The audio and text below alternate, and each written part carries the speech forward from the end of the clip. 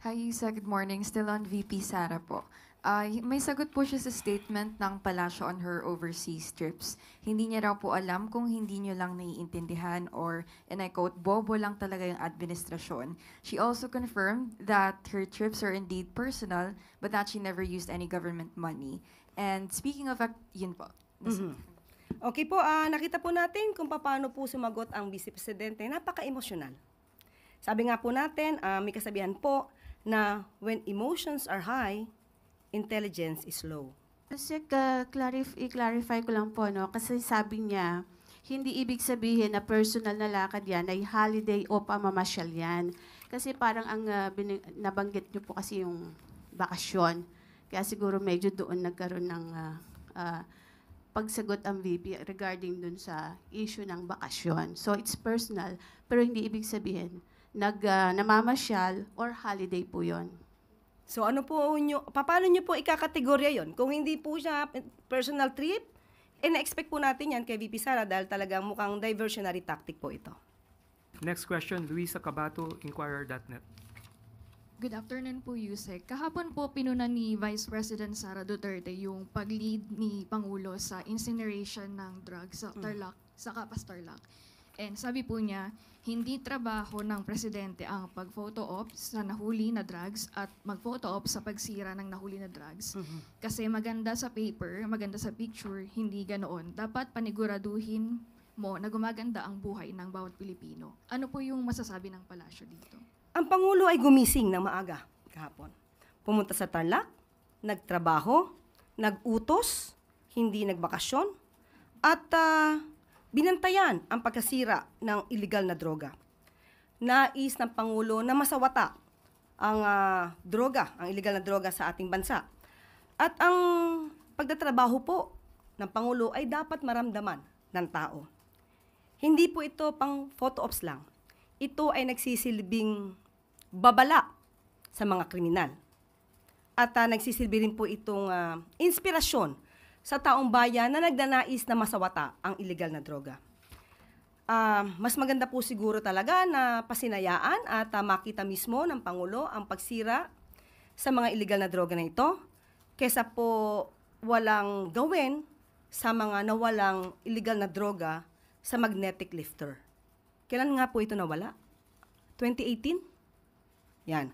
At baka po nakalimutan din po ng Vice Presidente na ang kanyang ama ay nagkaroon din po ng pagwi-witness sa incineration ng 7.51 billion dangerous drugs sa Cavite.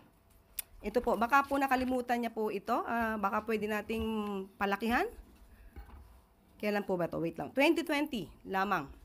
So, baka nakalimutan po ito ni Vice Presidente. So, ang pagtatrabaho po naman ay hindi dapat itago. Dapat nakikita ng taong bayan. Dapat nagre-report ang Pangulo sa taong bayan. Maraming salamat, Luisa Cabato. Next question, Ivy Reyes, Bilyonaryo.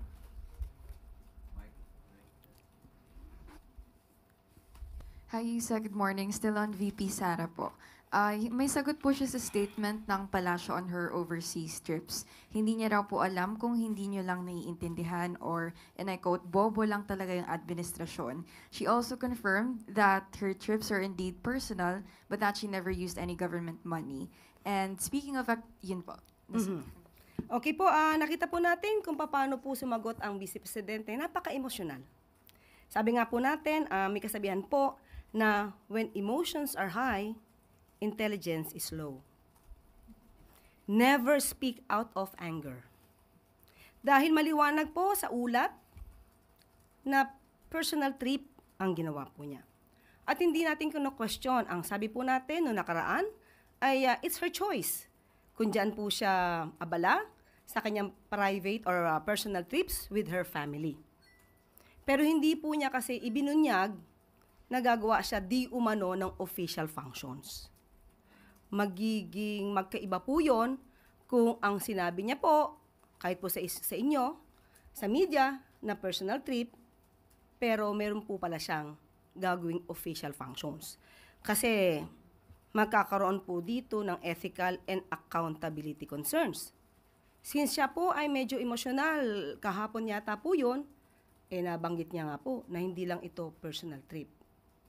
So, ang tanong natin, kung hindi to personal trip, sana ay naging tapat siya sa pagsasabi kung ano ba ang dahilan ng kanyang pagpunta sa Australia at hindi naman ito tututulan ng administrasyon. At ginamit niya ang OVP Facebook. Ito ay parte ng gobyerno, pero pang personal trip. So, magkakaroon po talaga ng confusion, conflict of interest. At ngayon, na inamin niya, sinabi niya na siya yung nagtatrabaho, bilang vice-presidente, lumabas siya ng bansa, kailangan na po siyang mag-ulat sa bayan. Ano ang ginawa niya sa Australia? Ano ang naging resulta ng kanyang official function sa pagganap sa kanyang official functions sa Australia?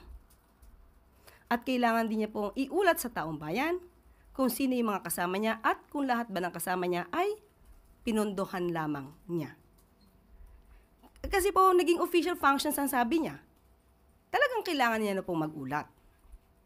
Kung private or personal trip po yan, hindi naman po talaga kinakailangan niyang iulat kung anong ginawa niya. So, dapat may result po na maganda sa bansa yung kanyang paglakbay o kanyang mga paglalakbay sa iba't ibang bansa.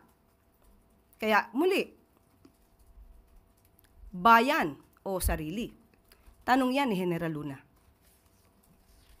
Follow up na lang din po. She also said that she's the front runner for the 2028 presidential race.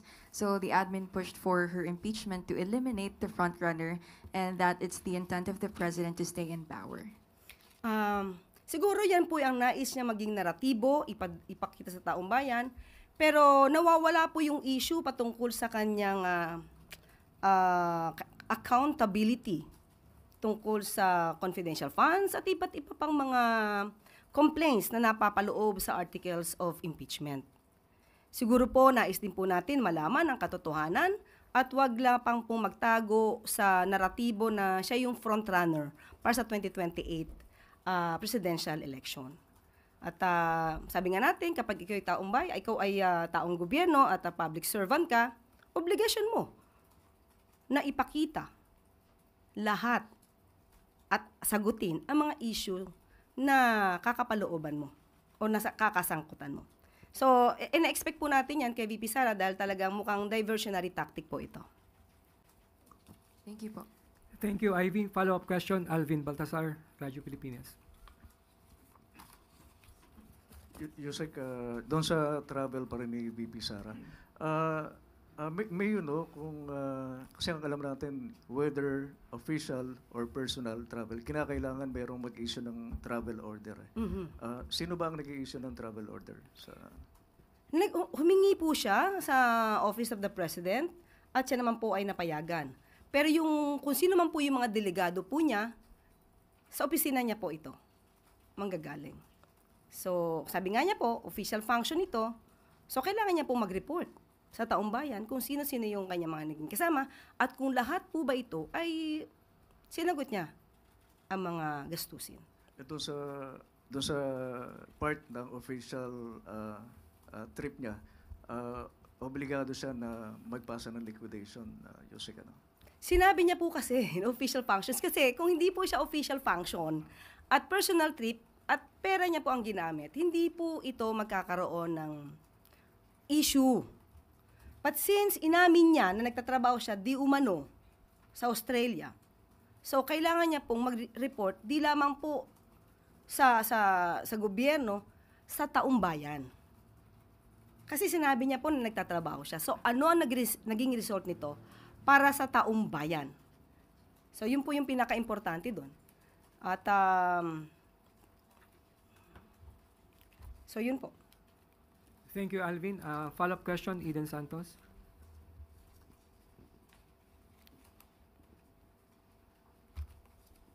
Yusek, i-clarify ko lang po, no? Kasi sabi niya, hindi ibig sabihin na personal na lakad yan ay holiday o pamamasyal yan.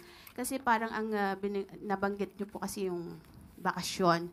Kaya siguro medyo doon nagkaroon ng pagsagot ang VP regarding dun sa issue ng bakasyon. So it's personal, pero hindi ibig sabihin namamasyal or holiday po yon. So ano po paano nyo po ikakategorya yon? Kung hindi po siya personal trip, hindi siya namamasyal, hindi pang sarili, ano po? Nagtatrabaho po ba siya? O bakasyon talaga? On leave ba siya? So dapat po si VP Sara mismo ang magliwanag niyan sa atin dahil magulo po ang kanyang mga salita.